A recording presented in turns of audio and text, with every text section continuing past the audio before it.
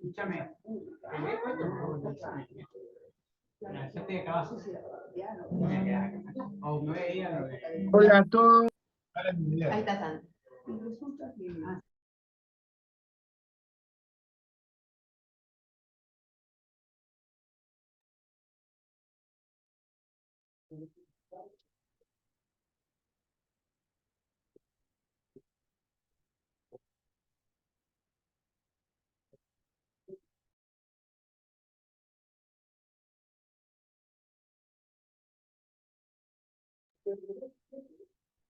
Ahora sí. ¿Me escuchan? Sí, se escucha perfecto. Bien.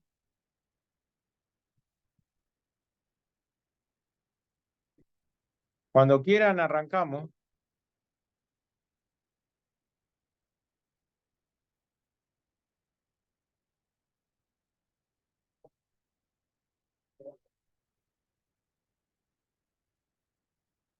Vos avísame, Gala, cuando quieras empezamos. Hola, buenas tardes. ¿Nos escuchan ahí? Yo sí. Perfecto. Sí, vemos acá cuando se termine de conectar la gente, ya arrancamos. Bueno, avísenme.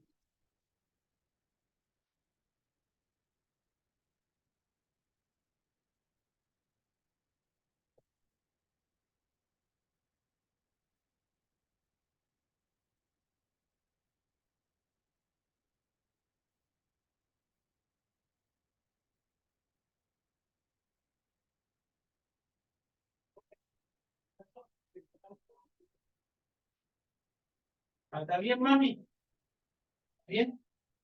Bueno.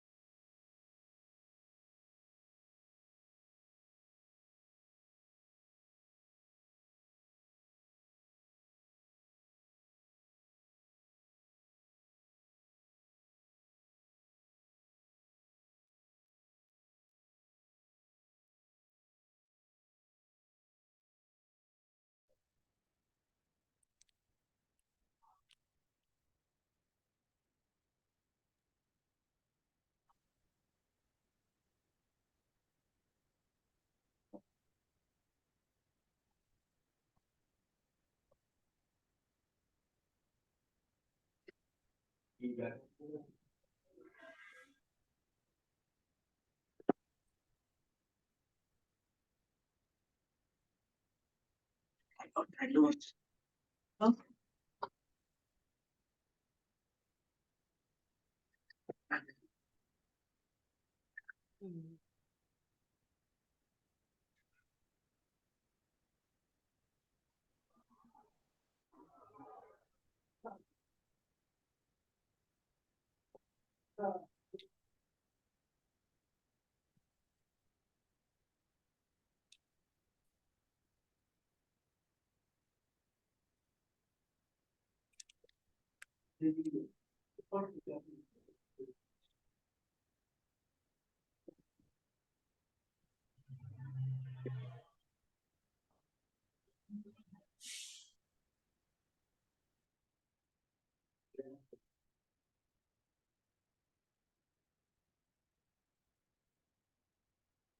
Vos danos el ok Gala cuando quieran arrancar, ¿eh?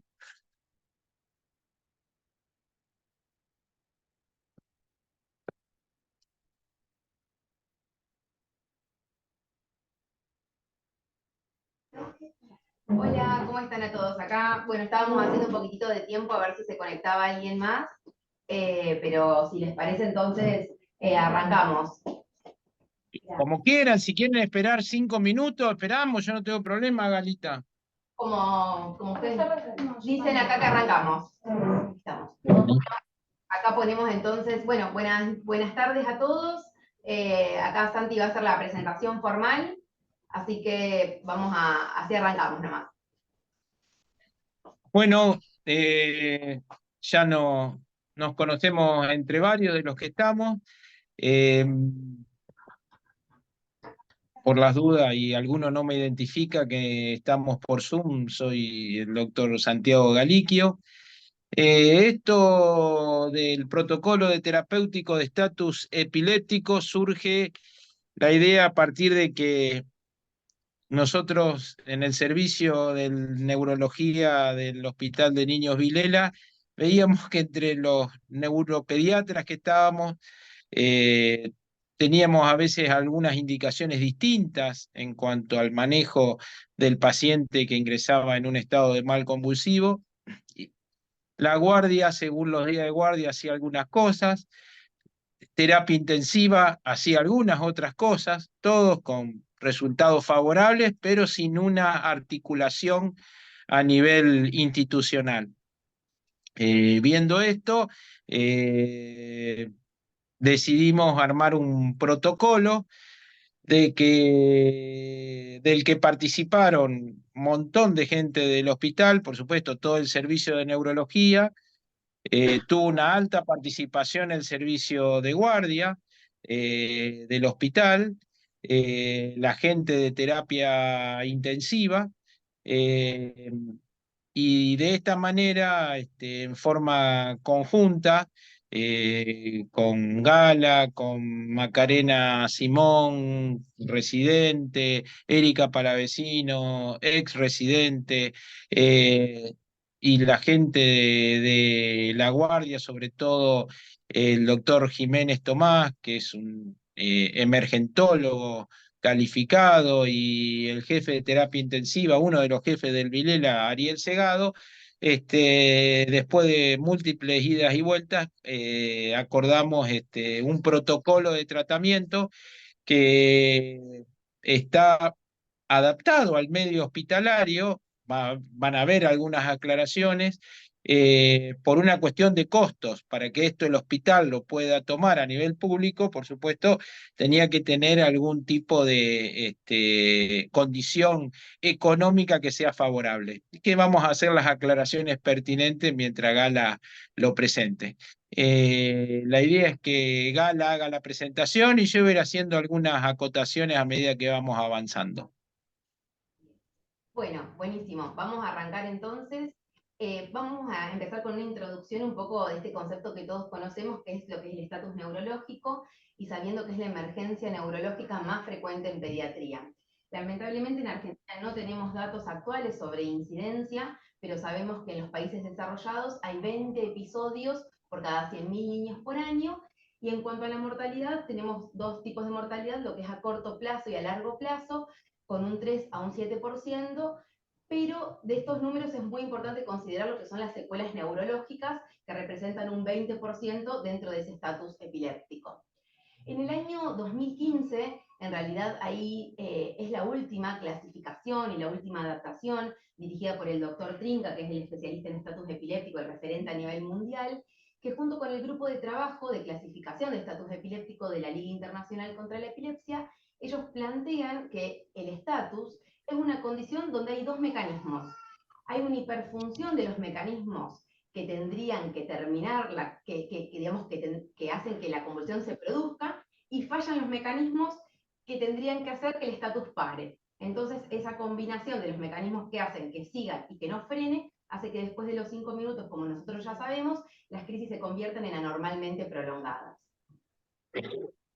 En cuanto hay dos clasificaciones, la primera clasificación que me gustaría contarles es la del cuadro de abajo, que es la que todos conocemos de los tiempos operacionales. El tiempo operacional implica cuando nosotros tenemos que empezar un tratamiento activo. Entonces, para la tónico-clónica generalizada, el tiempo 1, que es el tiempo donde iniciamos el estatus epiléptico, es a los 5 minutos. Y el tiempo 2 es a los 30 minutos. Cuando hay una crisis que es focal, pero con alteración de la conciencia, esa crisis, ese tiempo 1 corresponde a los 10 minutos, y fíjense cómo el tiempo 2 ya se prolonga mucho más y corresponde a luego de la primera hora de completada la crisis. Y para el estatus de ausencia, que es una crisis, un estatus epiléptico no convulsivo, el tiempo 1 tampoco les queda del todo claro a ellos, hablan de un tiempo entre 10 a 15 minutos, y el tiempo 2 tampoco se atreven a ponerle un número y decimos que es desconocido el del inicio del estatus de ausencia. Esos son los tiempos operacionales. Y después tenemos los famosos estadios del estatus epiléptico, que este cuadro es súper importante porque a partir de este cuadro o este gráfico nosotros basamos el protocolo de estatus, sabiendo que los primeros 5 a 10 minutos son lo que es el estado inicial. De los 10 a los 30 minutos es lo que se llama estatus establecido, y sabemos que después de este tiempo se produce el daño neurológico. Después, de los 30 a los 60 minutos tenemos el estado refractario, que ya vamos a ver que es cuando las primeras 2 líneas de tratamiento fallan, y más allá de 24 horas tenemos el estatus súper refractario, que este sí siempre decimos que es más del resorte del neuropediatra, pero que después todo el otro es lo que vemos en la guardia, lo que ve el emergentólogo, lo que ve el servicio de terapia intensiva. Bien, siguiendo un poco con esta parte de la introducción, antes de meternos de lleno en el protocolo, en el año 2015, en esta última actualización que yo les contaba, hay una clasificación del estatus que lo clasifica en 4 ejes.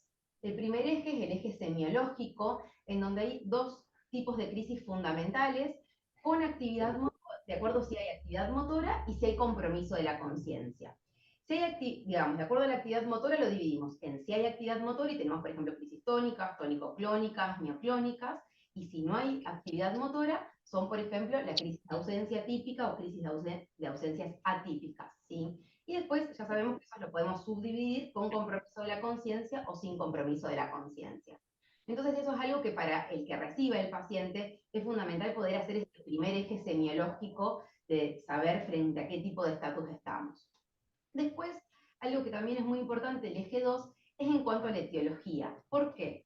Porque se sabe que la mortalidad del estatus epiléptico es mayor en las causas sintomáticas, es mayor la mortalidad de un estatus epiléptico en un contexto de una meningitis que, por ejemplo, en un estatus epiléptico de un paciente con una epilepsia previa y diagnosticada. Entonces, conocer la etiología nos va a hablar de pronóstico. Y como ven ahí, la etiología está dividida en una parte desconocida o conocido sintomática, donde ahí tenemos causas estructurales, genéticas, metabólicas, inflamatorias y tóxicas, entre otras. Como tercer eje, es el eje tal vez el más complejo, que es el eje del correlato electroencefalográfico. Saben ustedes que el electroencefalograma para nosotros es una herramienta fundamental, no solamente para el diagnóstico de un montón de patologías, sino para el tratamiento y el seguimiento. Y en este caso, lo que nos permite a nosotros es poder diferenciar o poder diagnosticar un estatus epiléptico no convulsivo. Si un paciente viene en una crisis de ausencia o un paciente que viene con una alteración del sensorio y que nosotros asumimos que eso puede ser un estatus convulsivo, sin el electroencefalograma no podemos avanzar a un diagnóstico. Lamentablemente, en Rosario y en los alrededores, no contamos con la posibilidad de hacer el monitoreo electroencefalográfico a las 24 horas, y uno tal vez tiene que esperar, bueno, no tenemos la posibilidad de los findes, que eso pasa tanto en el público como en el privado, no tenemos la posibilidad después de una determinada hora. Entonces, bueno, eso siempre lo planteamos y lo planteábamos nosotros también como equipo, que estaría buenísimo tener esa posibilidad, y obviamente que amplifica las posibilidades diagnósticas, sobre todo en lo que es el estatus no convulsivo. No sé, Santi, si vos querías comentar algo de esto que siempre nos parece tan interesante. Sí, desde ya, hay mucha gente de la de terapia intensiva que ha vivido algún estatus súper refractario y no queda otra que hacerle un electroencefalograma o 2 si tenemos suerte por día. Esto es totalmente distinto si uno tiene un monitoreo. electroencefalográfico. No solo para saber si tiene descargas electroencefalográficas epilépticas, sino también para ver si el movimiento que estamos viendo es epiléptico o no es epiléptico. Muchas cuestiones las seguimos tratando a ojo. Y todos sabemos que, voy a dar un ejemplo bastante burdo, en los neonatos, nosotros cuando vemos un movimiento, si es un movimiento espontáneo del paciente, que arranca espontáneamente y frena espontáneamente, clínicamente lo asumimos groseramente como convulsivo o epiléptico. Si es un movimiento que nosotros podemos desencadenar a partir de algún tipo de cambio de posición o algún tipo de estímulo y a la vez cambiando la posición o estimulando algo, el movimiento deja de existir, lo asumimos como probablemente no convulsivo, pero esto es algo tan clínico que así como en algunas veces lo acertamos, muchas veces no acertamos en el diagnóstico. Hoy digamos, hay estudios que son gold estándar y que el monitoreo electroencefalográfico, como el video electroencefalograma en muchos de estos pacientes, ayudan a un diagnóstico claro y preciso. Pero para esto también tiene que haber gente predispuesta que leer electro a la hora que sea o tener a alguien con conocimiento de causa, porque si no tampoco tiene utilidad. Los centros que lo tienen, aparte de tener un técnico las 24 horas monitoreando que los cables estén bien pegados y que funcione todo técnicamente bien, tiene que tener un epileptólogo, neurofisiólogo, residente entrenado, como queramos llamarle, pudiendo pesquisar si aparece en descarga o no aparece en descarga, cuestión que no es fácil de implementar. Seguí, Gal. Bueno, y bueno, y el último eje, que es el eje tal vez más sencillo, que es la clasificación de acuerdo a la edad, por supuesto porque nos sirve para pensar en distintos síndromes, en distintas causas, y tenemos lo que es el estatus epiléptico neonatal desde los 0 a los 30 días, lactante infante desde el mes a los 2 años, preescolar y escolar hasta los 12 años, adolescente de 2 a 18, y después, bueno, este paper en realidad incluye niños y adultos, así que tenemos ahí una clasificación de adultos y adultos mayores. Bien, el objetivo de nosotros de presentar este trabajo es que este protocolo se pueda implementar acá también en el sanatorio de niños y poder unificar criterios de manejo clínico y farmacológico y presentar algoritmos que sean tanto para lo que es el ambiente prehospitalario, que ahora les vamos a contar un poquito de eso, hospitalario y dentro del hospital que funcione tanto en la guardia, en la sala de internación y en la unidad de cuidados intensivos. Y después, algo que es como un objetivo a partir de poder presentar esto, que nos parece súper interesante poder hacer un trabajo prospectivo, ni hablar si pudiera ser multicéntrico, juntando datos y teniendo datos de Argentina, ni hablar de Rosario, que no hay en todo nuestro país.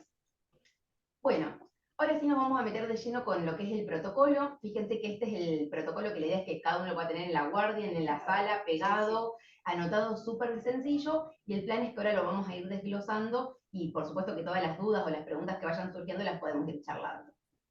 Bueno, vamos a ir a lo que es el estadio inicial, que son los primeros 5 minutos.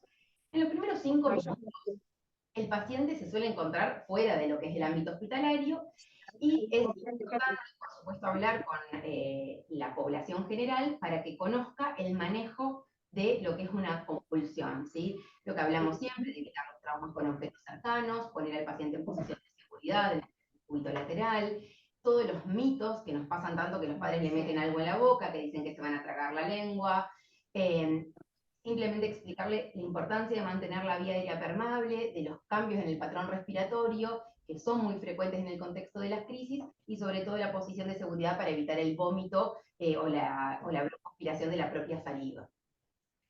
Acá nosotros, el servicio de emergencia todavía, sobre todo, se encargó de hacer el recibimiento del paciente. Nosotros en el hospital utilizamos el triage canadiense, y de acuerdo a este sistema de triage, clasifica a las convulsiones en 3 formas: en lo que es la convulsión activa, lo que es la convulsión posictal y la convulsión resuelta. Tanto la convulsión activa como la convulsión posictal, fíjense que son código rojo y código naranja, por lo cual el paciente debe atenderse en el shock room.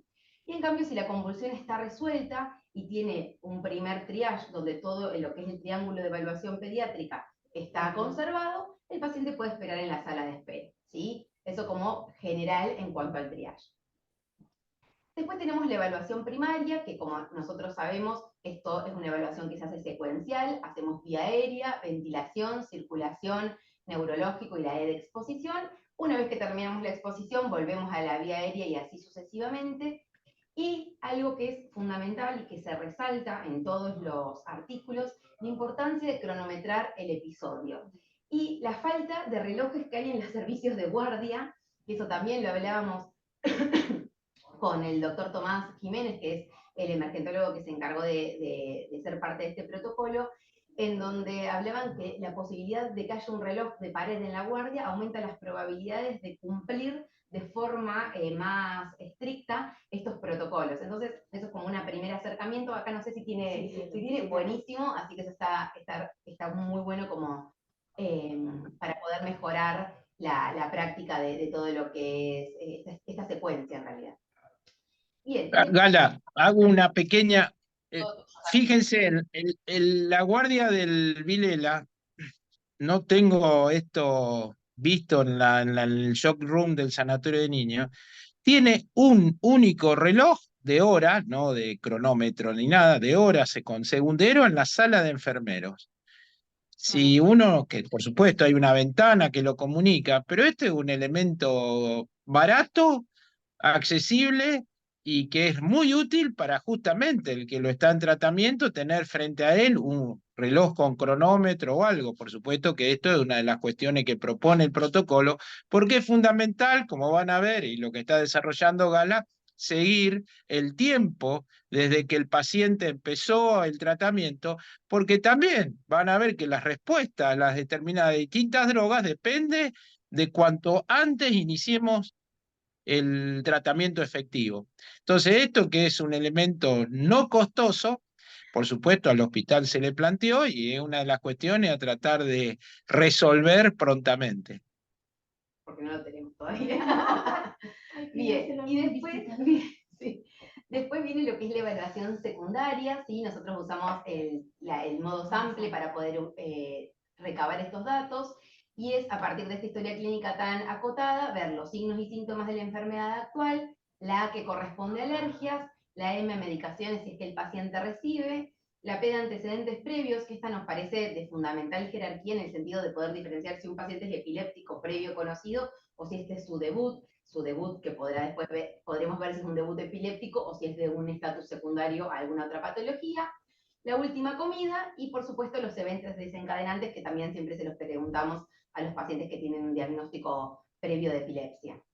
Es fundamental, como veníamos hablando, aparte de hacer el ABCDE, un examen físico completo y sí pedir un laboratorio apenas ingrese el paciente, porque debemos recordar que hay un montón de alteraciones del medio interno, como las alteraciones del calcio, del sodio, del potasio, que pueden ser la causa inicial del estatus epiléptico, y después el paciente empieza a recibir drogas, empieza a recibir solución fisiológica, dextrosa, y todo eso puede afectar esos valores iniciales y enmascarar la causa o el diagnóstico del estatus si es que se debía a alguna alteración de laboratorio. Entonces, a pesar de que sepamos que ese laboratorio probablemente no venga bien porque el paciente está en estatus, hay que sacarlo igual, ¿sí? Bien, entonces fíjense acá cómo inicia el protocolo. Tenemos el protocolo de estabilización inicial con las medidas de seguridad y siempre cronometrando el episodio. Y ahora sí ya vamos a empezar a hablar de lo que es la primera fase. La primera fase, fíjense acá cómo nosotros lo dividimos en prehospitalario y hospitalario, porque como decías antes al inicio, nosotros no solamente veíamos que dentro de la misma institución muchas personas actuaban de manera diferente, sino que también veíamos que los pacientes que llegaban a la guardia venían muy diversamente tratados o no tratados, porque muchas veces pasa que el paciente pediátrico, si la ambulancia no es con un médico que se dedica a pediatría, por no poner una droga que uno desconoce, viene sin tratamiento.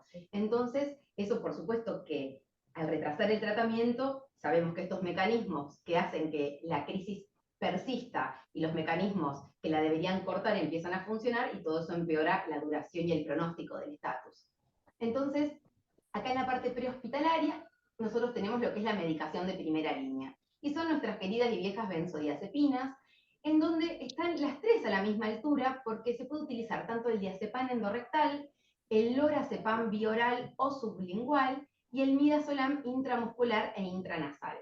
Ahora nosotros le vamos a mostrar que tenemos distintas tablas con la farmacocinética y con la farmacodinamia de todos estos fármacos, pero sí es importante recalcar en esta parte que todos estos fármacos presentados acá tienen una efectividad de más del 90%. Entonces, no hay excusa para que en el medio público, en el centro de salud o en la ambulancia se pueda hacer algún tratamiento prehospitalario, y siempre estamos hablando de una eficacia de más del 90%, ¿sí? Eso es súper importante. Y después, a los 5 minutos, vamos a revalorar al paciente, por supuesto, y repetir la dosis de benzodiazepina que hubiéramos elegido. Y ya en el ámbito hospitalario, con la posibilidad de hacer el laboratorio, colocar un acceso venoso, glucemia capilar, ionograma y calcio iónico, vamos a utilizar el lorazepam endovenoso a 0,1 miligramo kilodosis, con una máxima de 4, que es la dosis que todos conocemos, y revaloramos en 5 minutos, y si la crisis persiste, vamos a volver a hacer una dosis de lorazepam. Este es la tabla que nosotros les queremos presentar. Hay una tabla así de acuerdo a cada uno de los fármacos, y fíjense los que les contábamos inicialmente, esta cuestión de la eficacia, donde el lorazepam, que nosotros lo tenemos como el lorazepam endovenoso de eficacia máxima, es un 95%, pero fíjense que el diazepam endorrectal y el midazolam intranasal y bioral tienen la misma efectividad. Entonces eso es súper importante para hacer como un cambio de pensamiento en cuanto sobre todo al prehospitalario. Y bueno, y después tenemos la novedad que trajo Santi del último congreso, de las nuevas vías de administración del diazepam. No sé, Santi, si vos querés comentar eso un poquitito. Sí, acá es fundamental, y los que están en la guardia externa y reciben pacientes, y también los de terapia y los internados, que hay vías que tienen muy mala absorción. Un paciente que viene tratado por un servicio de urgencia con un diazepam intramuscular no tiene casi absorción, es mucho mejor la absorción rectal y por supuesto endovenosa antes que una intramuscular de un diazepam. Entonces uno tiene que ir valorando también esto claramente. Y estas son situaciones que muchas veces los servicios de emergencia lo manejan habitualmente, pero a nosotros no nos sirve como inicio de tratamiento efectivo para el estatus convulsivo. Yendo a lo que dice Gala, eh, el año pasado ya había presentaciones en el exterior del midazolam nasal y del diazepam nasal. Hace poquitos días nos invitaron a la presentación en Argentina del diazepam nasal, que se va a presentar en fines de junio, julio, calculo que estará en el segundo semestre del año, el diazepam nasal en presentaciones de 5 y de 10 miligramos en el país. Y la realidad es que en los trabajos la efectividad con el midazolam nasal es parecida, pero el midazolam produce mucha mayor irritación a nivel de la mucosa nasal que la presentación del diazepam. Esto también es lo mismo que vienen diciendo los que lo preparan en forma artesanal para usarlo en una guardia, rompiendo la ampollita y diluyéndolo, dándolo directamente con una jeringuita o algún sistema aspirativo. La cuestión es que esto viene como si fuera el sistema de los broncodilatadores, que muchas veces se ponen nasalmente y vienen de una sola dosis. Este es un dato fundamental porque este sería un tratamiento prehospitalario tan útil como el diazepam rectal o el lorazepam sublingual, que es lo que más usamos en los adultos. Bien. Bueno, entonces, una vez que pasaron, o sea, nosotros ya tenemos al paciente, ya estamos con la definición de estatus porque la crisis empezó hace más de 5 minutos, y ya le pasamos 2 dosis de benzodiazepinas, independientemente si haya sido prehospitalario o hospitalario, son 2 dosis de benzodiazepinas. Nosotros consideramos que la segunda fase, el paciente ya no tenemos mucha opción y requiere un manejo hospitalario. Entonces, esta segunda fase, que va desde los 10 hasta los 30 minutos, acá viene la cuestión de lo que les había comentado Santi al principio, que esto en realidad está hecho con un objetivo hospitalario, porque tenemos la difenididantoína con este primer asterisco, y después por debajo tenemos el levetiracetam endovenoso y el ácido valproico endovenoso. Nosotros queremos aclararle que en el año 2019 se hicieron 3 estudios muy importantes, 2 publicados en la revista Lancet y uno en la Journal of Medicine, Entonces empezaron a comparar estas tres drogas, que decían, bueno, tenemos acá la segunda línea de tratamiento, vamos a compararla. Uno de los trabajos fue el Eclipse comparó el levetiracetam a 20 miligramos por kilo con la difenilidantoína a 20 miligramos por kilo, y encontraron que el levetiracetam tenía una eficacia del 70% versus la difenilidantoína que tenía un 64%. Después hacen un segundo estudio, que fue el CONCEPT, comparan exactamente lo mismo, pero ellos les da al revés, les da que la difenilidantoína tiene una mejor eficacia. Y después llega por último, el último estudio, que fue el ESET, y este estudio dice, no, bueno, comparemos los tres, fenitoína, ya no una dosis de 20, sino que una dosis de 40, levetiracetam, la fenitoína dosis de 20, el levetiracetam una dosis de 40, y el ácido valproico a la dosis de 30, y encontraron que todos tenían la misma eficacia, que ronda el 50%. Entonces sabemos que la eficacia es la misma, los efectos adversos son los mismos, pero los costos no lo son.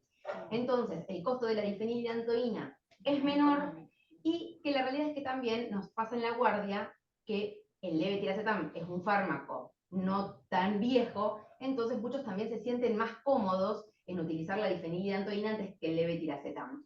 Y la realidad es que no nos parece que esté mal, las guías lo avalan como primera línea terapéutica, pero sí nos parece importante, porque acá estamos hablando de otro medio y tal vez de otras posibilidades, a que el levetiracetam es un fármaco que se puede utilizar, al igual que la difenilidantoína, como fármaco de segunda línea en esta etapa, ¿sí? Otra ventaja que tiene el levetiracetam es que se puede pasar en 10 minutos, a diferencia de la fenitoína y el valproico, que pasan en 20 minutos. Entonces también eso nos da una posibilidad de ganarle 10 minutos al estatus. Después, nosotros acá, si ustedes ven, tiene otros apartados, de los cuales después vamos a nombrar, que uno es el estatus febril. El estatus febril tenemos que pasar, si el paciente tiene fiebre, a otra parte del protocolo, y si el paciente es epiléptico también, eso lo vamos a hablar después. Y si ustedes ven esta parte del protocolo, dirán, ¿y el fenobarbital dónde está? Bueno, y en realidad lo que sucede es que en todos los últimos protocolos, el fenobarbital no figura más en esta fase del tratamiento, lo que es la segunda fase, ¿sí? Entonces nosotros decidimos poner esta adenda, ahí que es el asterisco número 3, que una dosis de carga 20 miligramos por kilo, actualmente ya no está más en los protocolos epilépticos en esta fase, pero que nosotros sabemos que se utiliza con una buena experiencia y un buen resultado. Así que bueno, no sé, Sandra, acá esta fue la discusión. Sí, yo acá, bueno, justamente acá es uno de los puntos que nosotros teníamos diferencias en el ámbito hospitalario. La gente de terapia ama el fenobarbital en el Vilela. Y algún colega y algunos colegas de mi servicio aman el fenobarbital. Y no hay duda, a ellos les ha dado mucho mejor resultado que el levetiracetam, fenitoína, han ganado experiencia, están en un ambiente hospitalario, si el paciente requiere una asistencia respiratoria, etcétera, no hay inconveniente. Y la realidad es que cuando vamos a revisar, como decía Gala recién, los protocolos existentes a nivel mundial y los trabajos, el fenobarbital acá a este nivel no existe directamente. Pero haciendo una salvedad y escuchando la experiencia de gente que está muy encima de este tipo de pacientes, lo pusimos a este nivel porque es una opción barata, es una opción terapéutica que sirve y creemos que es útil para el que tiene experiencia. Pero lo que quiero que quede claro es que la fenitoína, el levetiracetam y el ácido valproico están los tres en un mismo nivel. Ácido valproico no hay en estos momentos en el país, así que lo corremos un poquito de lado. Y el que use fenitoína o levetiracetam es indistinto.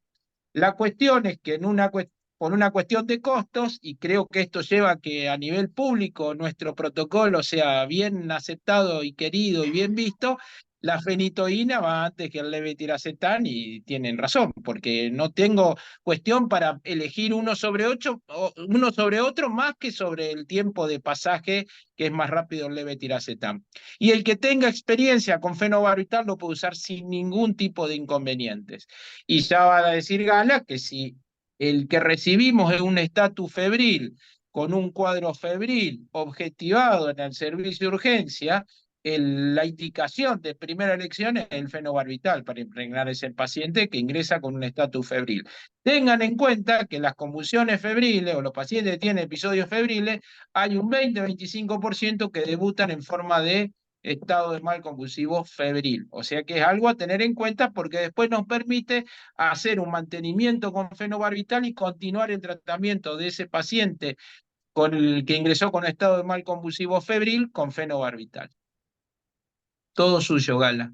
Bueno, acá en realidad esta es en esta segunda fase está la misma tabla que les había contado de farmacocinética y farmacodinamia, y nuevamente repasando esto para que es lo más importante, que es la eficacia, y fíjense cómo todo es ahí peri 50%, entonces la verdad que entre usar difenilidantoína, levetiracetam y valproico estamos en la misma situación.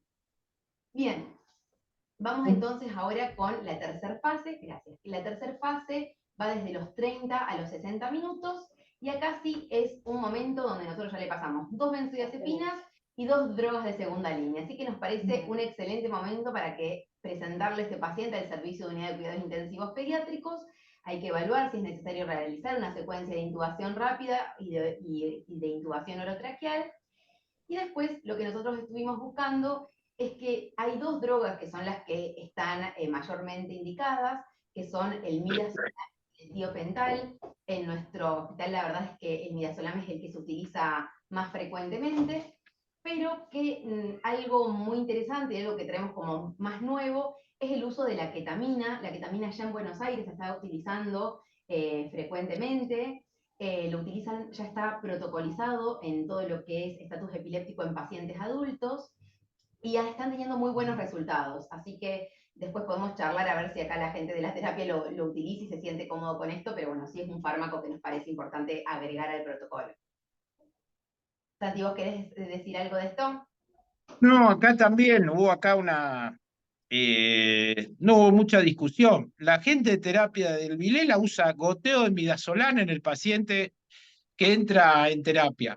Pero después charlando, dice, nosotros cuando nos ingresa y todavía no le hicieron fenobarbital, aunque le hayan hecho fenitoína, le hayan hecho levetiracetam, les hacemos una impregnación con feno. Y muchas veces no llegamos al goteo. Y fíjense que claro, cada cual termina haciendo lo que quiere, pero uno va siguiendo a los maestros. Entonces, como los 2 jefes o 3 jefes tienen determinada intención, el resto hacía exactamente lo mismo. No en todos, pero en muchos les pasaban fenobarbital y ellos encontraban después de la impregnación de segunda línea que el fenobarbital funcionaba. Y como si lo tenían que intubar, no les preocupaba demasiado, trabajaban tranquilamente. Ahora, cuando vamos a terapia, dicen, no, pero dice, nosotros si no responde, es goteo de midazolam y responde la mayoría. Perfecto. Pero hay algunas cuestiones que tienen que ver con fármacos que tienen más rápida metabolización, y el paciente puede ser evaluado después en un estado de conciencia mejor, más rápido, y la ketamina actúa, tiene algunos beneficios que no lo tiene el midazolam. Entonces, estas son situaciones que quedaron todas en un mismo nivel, y acá uno piensa que cada terapista o cada unidad de terapia va a usar la que más experiencia tenga. Estas medicaciones están en el ámbito privado y en el ámbito público, entonces cada cual tendrá que elegir la que más expertise tenga. Sí, de hecho, algo que hablaban en los papers de ketamina es que como tiene como efecto adverso que aumenta la presión arterial, muchas veces los pacientes no terminan requiriendo inotrópicos. Entonces lo usan como con esa doble, porque le estamos deprimiendo la parte respiratoria, cardiológica y todo, secundaria a toda la medicación, y la ketamina tiene ese efecto adverso que lo terminan usando como un efecto, en este caso, que contribuye. Bien, bueno, acá tenemos la misma tabla. La realidad es que para nada es el objetivo ponernos a hablar de farmacocinética y farmacodinamia de los fármacos, pero sí para que sepan que después en todo el protocolo esto está ahí, está súper a mano, para que uno, si tiene una duda, puede ir y buscar directamente cada uno de los fármacos. Bien, y después tenemos la última fase, que esta es la cuarta fase con el estatus epiléptico súper refractario. Acá sí, esto es más de la parte del neuropediatra, es un paciente que sabemos que está más complicado, y lamentablemente en esta etapa nosotros no podemos hablar de números, de efectividad, porque todo lo que hay son reportes de casos. Sabemos que hay ciertas patologías a las cuales, por ejemplo, el FAIRES responde muy bien al fenobarbital y hay un montón de casos descritos de eso, pero después tenemos diferentes drogas, la gran mayoría de ellas de hecho son de forma vía oral, en realidad se pasan por sonda nasogástrica porque el paciente suele estar intubado en este momento, pero fíjense que podemos usar tanto topiramato, podemos usar acá la cosamida, podemos usar cannabis, ¿sí? Y está la forma de cómo iniciarlo y la dosis máxima, ¿sí? Porque uno obviamente que va haciendo una titulación mucho más rápida que en el paciente cuando lo inicia de forma oral en un paciente por ambulatorio. Y otra terapia que nos parece importante destacar, que cada vez se está hablando más, que es la terapia cetogénica en el contexto del estatus epiléptico, donde antes se iniciaba de forma mucho más tardía, y ahora el objetivo es no iniciarla después de la primera semana. O sea, en la primera semana del estatus epiléptico superrefractario, en donde no hay mejoría con los fármacos, iniciar la terapia cetogénica, que habitualmente se hace una terapia cetogénica clásica con un ratio 4:1 de grasas e hidratos de carbono, y muchas veces incluso si uno necesita llegar de forma rápida a la cetonemia, a las cetonas, digamos, o al estado cetósico, se hace un ayuno inicial y con eso es muy fácil llegar a un rango cetósico acorde y que esto empiece a funcionar. Santi. No, esto es mucha ya trabajo del neuropediatra y la experiencia que tenga cada uno. La realidad es que cada uno va probando con lo que ha ido teniendo éxito en el tiempo. A nosotros a nivel público y creo que también a nivel privado, la dieta cetogénica en un paciente que está con vía o alimentado enteralmente no es complicado y no es difícil llegar a un nivel de cetonemia 4:1 y tratar de meterlo en 24, 48 horas, pues ya viene parcialmente ayunado en una terapia cetogénica y es algo válido que puede ser útil.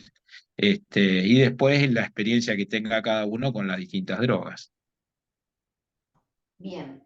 Bueno, y después se acuerdan que nosotros les habíamos contado que teníamos estas adendas en la parte 2 del protocolo, digamos, en el segundo estadio. Una es el estatus epiléptico neonatal, más allá de que ninguno de los dos centros acá se reciben pacientes neonatales, ¿no es cierto? Acá en la guardia también, ¿y entran por esta misma guardia?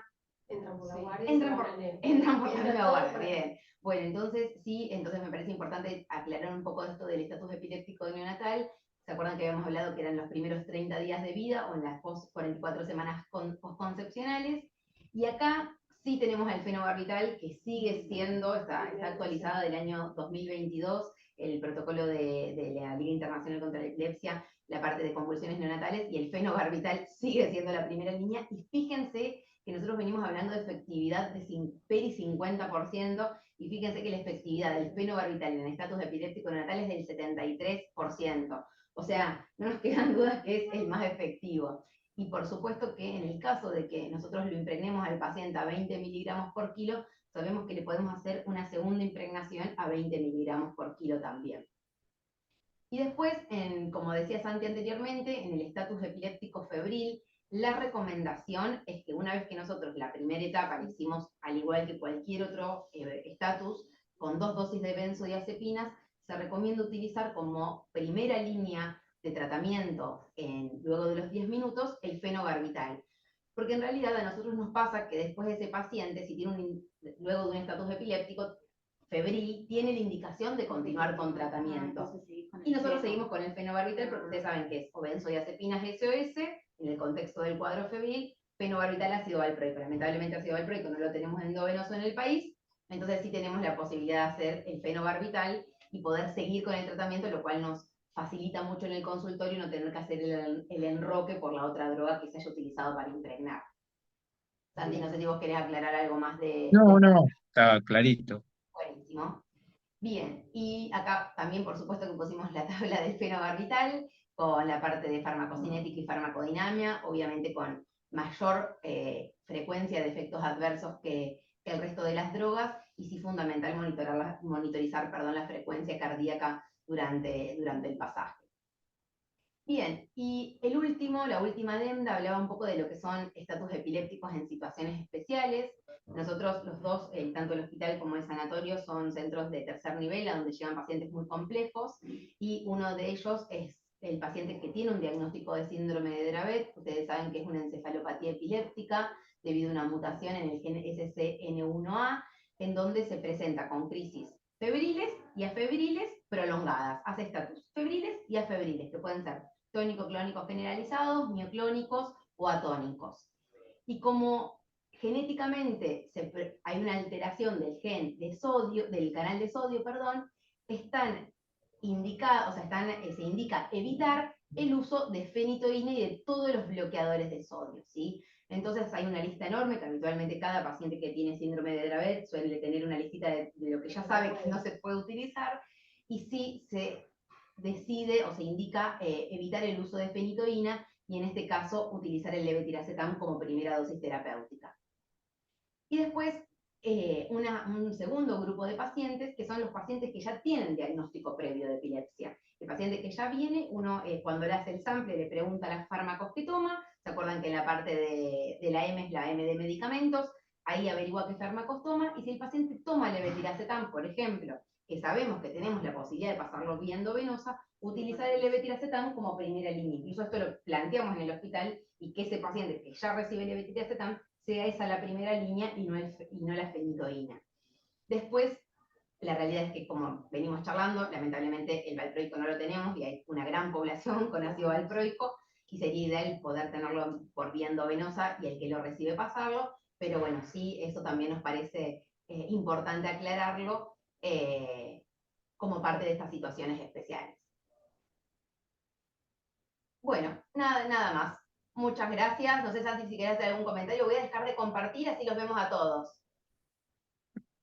No, la cuestión es que fíjense que los que están acostumbrados a manejar levetiracetam, la dosis de impregnación es un poquito mayor que a veces la que se utiliza.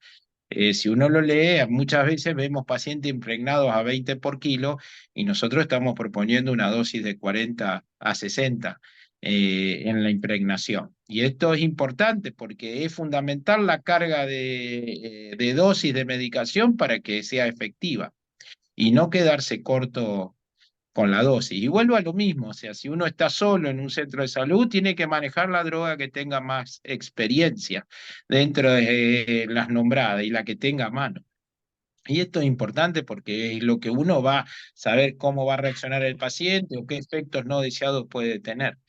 Y la idea, por supuesto, y lo que planteó Gala es en algún momento, si se puede, hay una planilla que hemos realizado para tratar de generar Un estudio prospectivo. sí, un estudio prospectivo de los pacientes que ingresan, una planilla muy simple con estatus, para ver cómo respondieron, a qué respondieron, etcétera, etcétera, que después se la iremos alcanzando para que se pueda ir trabajando en esto. Pero el resto creo que está clarito, y si hay alguna pregunta a Gala o a mí, con gusto se la respondemos. Ahí el doctor Fadil levantó la manito. No, no estoy loco, todos me conocen, buenas noches, pero bueno, nada, estoy aprendiendo medicina otra vez. Primero, felicitarte, Gala, me parece excelente. Eras buena ya de residente, así que me encantó la presentación, te felicito. Gracias. Dos conceptos. Primer cosa, me llamó la atención como médico que hemos vuelto al diazepam rectal. ¿Tá? Cuando yo hacía guardia 30 años atrás, estaba casi prohibido porque se decía que era muy errática la absorción, me llamó la atención. Pero más allá de eso, la pregunta que hay, que a lo mejor es superflua, pero me parece que no sé si se quedó claro, Santiago dijo algo que me pareció muy interesante, es que cuando se le hace medicación con los camioncitos intramuscular, ¿sí? Que no llegan a hacer efecto, pero la medicación ya la inyectaste. Entonces mi pregunta, Santiago, es, por lo mejor para los que hacen guardia, no para mí, pero a mí me quedó haciendo ruido, es, suponete, le hicieron un chico que le hicieron diazepam a alta dosis intramuscular, pero el chico siguió convulsivando. ¿Tenés que tener alguna precaución en especial o no? A lo mejor te repito, es una pavada, pero fue lo que me No, quedó no. haciendo ruido. Se asume como que el tratamiento no se empezó cuando es intramuscular el diazepam, porque por la liposolubilidad tiene una absorción totalmente errática, entonces la idea es empezar con dosis acertadas de una benzodiazepina. Y lo otro, la vía de absorción del diazepam, la primera es endovenosa, la segunda es endorrectal, la tercera es oral y la cuarta es intramuscular.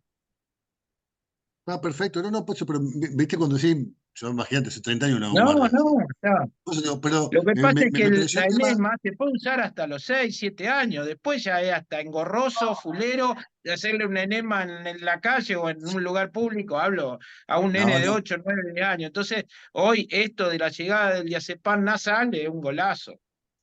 está bien, pero me gustaba que quedara claro eso, que si el paciente viene intramuscular, entonces se considere como que no tiene hecho nada y no hay efectos Perfecto, secundarios. tal cual. Bien. Yo hago una pregunta, a ver, porque Hola, hola, ¿escuchan? sí, Sí, Ah, soy Griselda Gutiérrez, no sé si no me van a poder ver porque estoy fuera en la calle, pero sí, te quería escuchamos. hacer un comentario. ¿Me escuchan? Sí, sí, sí. Ah, bueno, primero los felicito porque estuvo muy clara y me pareció bárbaro poder protocolizar esto que nos ha dado tantos dolores de cabeza, si justo cabe la expresión, en una clase de neurología. Me pareció bárbaro, muy, muy interesante. Me encantaría, como a todos creo en terapia, incorporar el electro continuo, o por lo menos poder hacer electros más seguido para afinar el diagnóstico. Eso sería bueno proponerlo, como ver si algún día lo pudiéramos tener. Ese es un comentario. Después, otro tema, en cuanto a la gente del Vilela, que los acompañó, de los que tengo mayor de los respetos, de mi amigo Ariel Segado y todos sus compañeros, me parece claro, estoy de acuerdo, la droga que uno sabe usar muy bien y con la que tiene confianza, creo que es muy válido usarla. Pero también es bueno tener una guía, como es lo que están haciendo ustedes. Nosotros usamos también el fenobarbital, pero por ahí nos hemos guiado más por la guía que ustedes recién mostraron. En cuanto a la última línea, ya cuando el estatus avanza, usamos mucho el fenobarbital, el midazolam en goteo. Y últimamente, en cuanto a lo que decía Santiago de la ketamina, nosotros nos gusta mucho la ketamina, pero siempre la pusimos en el grupo de nuestros sedantes, digamos, drogas para adaptar al paciente a una ventilación mecánica, por lo cual el goteo lo usamos la última vez en un protocolo de rotación de medicación sedante en un paciente crónico, pero no nos daría ningún, o sea, al contrario, sería muy fácil para nosotros usarla en goteo. Y además, por lo que decía Santiago, de paso nos hace las veces de medicación sedante para no agregar más drogas. Y un último comentario, que ya con Santiago lo habíamos hablado. Tenemos a disposición el registro del BIS, que es el que usamos para ver la profundidad de la sedación, y en una oportunidad lo comentamos como no un sustituto, pero como un símil electroencefalograma. Quería que, no sé si quieren hacer algún comentario al respecto. Lo usamos solamente como para evaluar profundidad de la sedación. No sé si vos, Santiago, recordás cuando lo charlamos. sí, desde ya. Lo que pasa es que uno, para la validación de los registros, tiene que tener por lo menos en los trabajos un registro con 3 canales de electro. Si pueden ser 4, mejor, pero mínimamente con 3 canales de electro. El BIS es un solo canal que si uno ve y ve una descarga clara y concisa, puede presuponer que está en crisis. Yo me acuerdo perfecto que no fue tan difícil con la paciente que tuvo en la FORA, que después falleció en Buenos Aires, que con el BIS muchas veces sin hacerle electro veíamos que estaba de nuevo en estatus y que coincidía con una peoría clínica. En esos casos hay una coincidencia y creo que puede ser útil para el manejo y una cuestión simple de utilizar. Perfecto, perfecto. Me parece bárbaro. Y después un último comentario, si me dejan y termino. En cuanto a los tiempos, a lo mejor en el sanatorio es una descripción, pero que es motivo muchas veces de discusión, que los pacientes suben cuando han tenido una primera convulsión, que no fue de todo bien manejada, pero que lleva ya entre que no se trató y se trató más de 15 minutos, va directamente a terapia. Probablemente, no puedo decir nada porque después el paciente está a resguardo y sigue estudiándose en UTI, pero no sé qué opinan de esto porque, al menos desde mi punto de vista, es muy frecuente que no se voten las posibilidades de resolver las convulsiones en la etapa pre-terapia intensiva, sino que se decide el pase en una primer convulsión dudosamente tratada, a veces por el mismo servicio que lo trae al sanatorio. No sé qué opinan. Yo creo que el servicio que la recibe tiene que tener alguien a cargo del shock room. Esto en el sanatorio no sé bien cómo funciona, desconozco, pero en el hospital hay gente de la guardia que está a cargo exclusivamente del shock room y es el que maneja la urgencia, ya sea del respiratorio, del neurológico, etcétera. Y ese es el que va a tratar de hacer una cantidad de cuestiones antes de pasarlo a terapia. Desconozco también algunas cuestiones del sanatorio. En el hospital, el médico que está a cargo del shock room pide la evaluación del terapista cuando va fracasando una serie de tratamientos. El terapista baja no, porque está en el mismo piso, lo evalúa ahí y ahí en forma conjunta se decide el pasaje o no a terapia según la evolución del paciente. Estoy hablando de algo que tiene sentido común en muchas de las cuestiones, que creo que así tendría que funcionar. Perfecto, perfecto. A lo mejor en eso, a partir de este protocolo, podamos trabajar un poco más como para revisarlo. Está justo ahí, creo que María Laura está en la sala. Sí. Sí. Entonces, a lo mejor es un tema como para revisar, y con los internistas sin duda. Pero bueno, lo dejo de tarea para todos, para nosotros también. Bien, bueno, yo les quería preguntar a los dos, primero agradecerles, la verdad, una charla brillante, concreta, súper clara. Ahora me siento como que si llega un estatus convulsivo, estamos súper capacitados, pero bueno, yo en realidad que también trabajo en APS, quería preguntarles que, por ejemplo, nosotros no tenemos diastal, no tenemos la posibilidad y tenemos solamente las ampollas.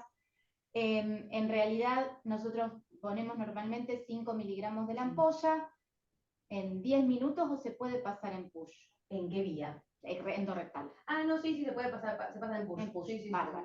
Yo porque por ahí hay algunos que también Yo trabajan. voy a hacer una aclaración a lo que vos decís de APS y demás, que tiene una cuestión un poco, no sé si filosófica o qué.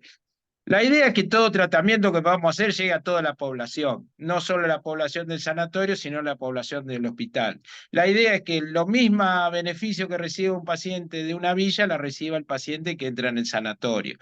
La idea es que este protocolo, si por supuesto es aceptado por las autoridades o los comités de docencia, pueda ser extendido sobre todo en el nivel prehospitalario, los centros de salud, como así también a los consultorios, a los centros donde sea, porque la idea es tener una forma unificada.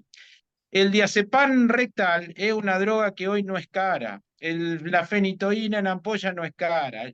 La única droga que tiene cierto costo de todo esto que estamos proponiendo hasta el segundo nivel es el levetiracetam. Pero hoy es una droga que está aceptada en el tratamiento del estatus en todos lados, en nuestro país y en el mundo. Entonces creemos que esto tiene una cuestión de validación en todos los ámbitos de la salud, tanto privada como pública, y eso es lo que quisimos apuntar. Perfecto.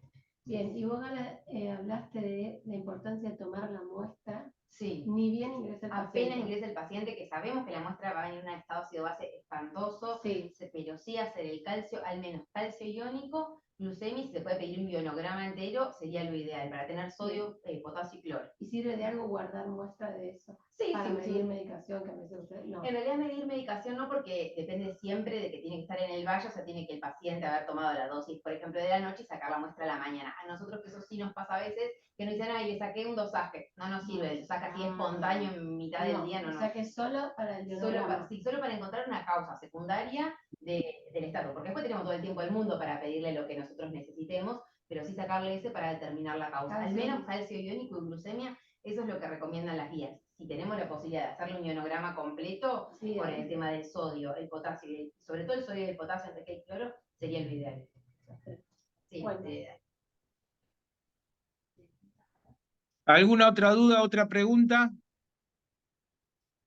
Después, sí, yo aprovecho. Yo de mi parte, felicitaciones a los dos. Estuvo brillante. Gracias. Bueno. Yo sí quería hacer un Yo comentario. le quiero decir algo, el trabajo del emergentólogo de Tommy, que hoy no está en el país, por eso no está, si no hubiera estado, fue excelente, porque nos bajó algunas cuestiones que a veces los neurólogos que los estamos en consultorio no las tenemos en cuenta. Él hizo emergentología en el Garrahan, está en la guardia de Garrahan, etcétera, no porque esté en el Garrahan, sino por la facilidad de algunos aspectos y el hecho del uso de la ketamina, que la usan a veces en una etapa bastante más temprana, antes que el goteo de midazolam, y esto es algo que verdaderamente es válido porque son nuevas perspectivas y es muy útil para el manejo. Y esto después, charlando con la gente de terapia, que está Griselda, no sé si te hable Boreto por ahí, claro, nos daban el ok. Y es tal cual lo que dijo Griselda, es lo que nos manifestaba Ariel Segado cuando nos sentamos a hablar de esto. No, yo lo único que quería Muy decir, bien, primero que sí. gracias a todos, y después que con este objetivo que tenía el trabajo, esto de poder hacer el multicéntrico, si hay gente o servicios interesados, después nosotros podemos acercar esta planilla, que lamentablemente no la llegamos a poner en el Power porque hoy terminamos como de armarla, pero bueno, sí de poder empezar un prospectivo y tal vez hacer de un año, que es un poco el objetivo, en varios servicios de Rosario, así que bueno, para invitarlos. Así que muchas gracias. Perfecto. Bueno, Bueno, Nos vemos. yo sí Chau, chau. saqué todo. ponelo si querés. Pero es que no Chau, sé, chau a todos. después lo pasás. Hasta la última y la Vos primera. querés controlar quién es. No, porque nos pide y tal, los presentes de las charlas.